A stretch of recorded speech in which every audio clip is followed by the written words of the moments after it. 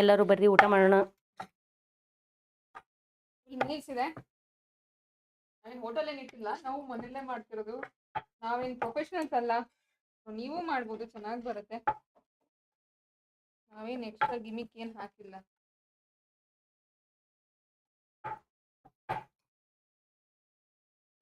ಮನಿ ಒಳಗೆ hotel style ಅಡುಗೆ ಮಾಡೋಣ.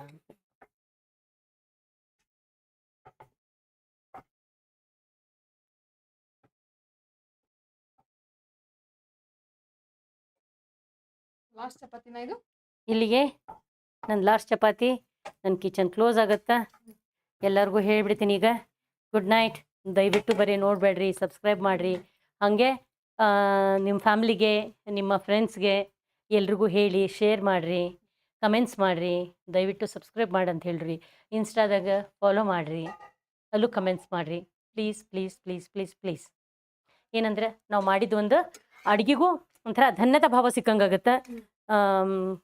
ನೀವು ಒಂದು ಏನದು ಸಬ್ಸ್ಕ್ರೈಬ್ ಮಾಡೋದ್ರಿಂದ ಅಥವಾ ಒಂದು ಲೈಕ್ ಕೊಡೋದ್ರಿಂದ, ಫಾಲೋ ಮಾಡೋದ್ರಿಂದ, ನೀವು ಕಮೆಂಟ್ ಹಾಕೋದ್ರಿಂದ ಏನೂ ಕಳ್ಕೊಳ್ಳಲ್ಲ. ಬಟ್ ನಮಗೇನಂದ್ರೆ ಹೊಸ ಹೊಸ ಅಡುಗೆ ಮಾಡೋಕೆ ಒಂಥರ ಇನ್ಸ್ಪಿರೇಷನ್ ಅನ್ನೋಕ್ಕಾಗತ್ತೆ.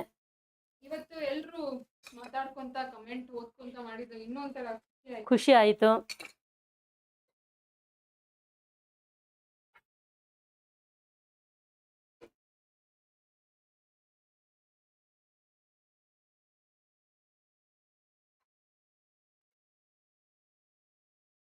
ಸೊ ಇದು ನಂದು ಲಾಸ್ಟ್ ಚಪಾತಿ.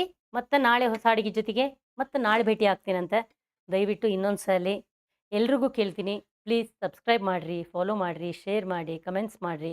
ಹಂಗೆ ಇನ್ಸ್ಟಾದಾಗೂ ನಮ್ಗೆ ಫಾಲೋ ಮಾಡಿರಿ. Thank you thank you thank you so much. ಇಲ್ಲಿವರೆಗೂ ನಮಗೆ ಸಪೋರ್ಟ್ ಇದ್ದಿದ್ದಕ್ಕೆ, ನಮ್ಮ ಜೊತೆಗೆ ನೀವು ನಿಂತ್ಕೊಂಡು ಅಡುಗೆಗೆ ಕಮೆಂಟ್ಸ್ ಮಾಡಿದ್ದಕ್ಕೆ, ನಮ್ಮ ಒಂದು ಸಂತೋಷಕ್ಕೆ ಭಾಗಿಯಾಗಿದ್ದಕ್ಕೆ ಎಲ್ರಿಗೂ ಥ್ಯಾಂಕ್ಸ್. Good night. ಪಾಶ್ರೀ,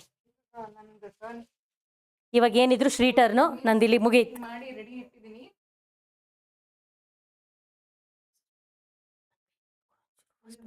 ಚೆನ್ನಾಗಿ ಕಾಣ್ತಿದೆ.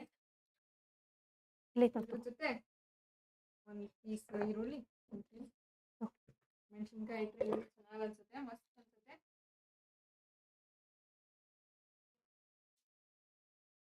ಸೇರ್ ಕಲೀಜಾಗುತ್ತದೆ.